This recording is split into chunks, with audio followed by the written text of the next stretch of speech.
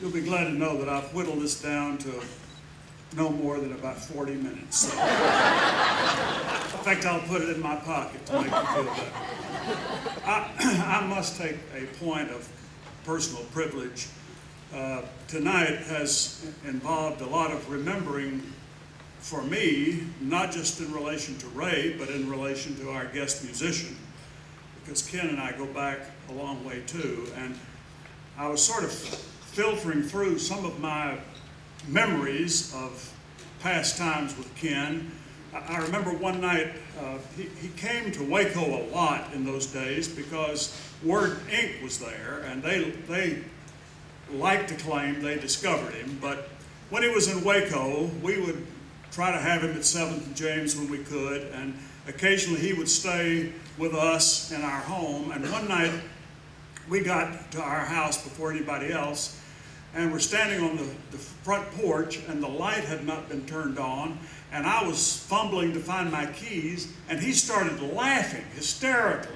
He couldn't believe that somebody couldn't find their key without being able to see it. You know, it's tough to be humiliated by a handicapped person. Sucks to be you, Dave.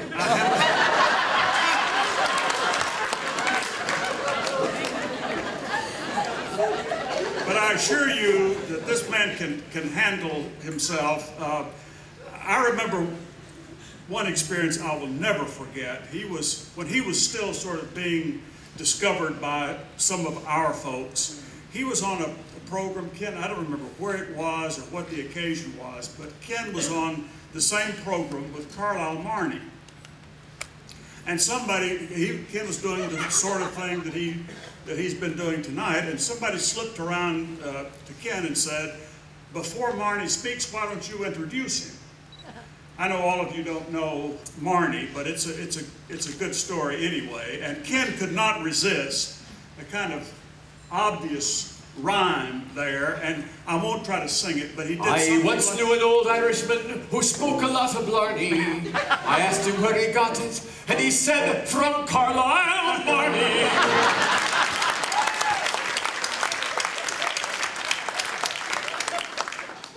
And Marney got up and said,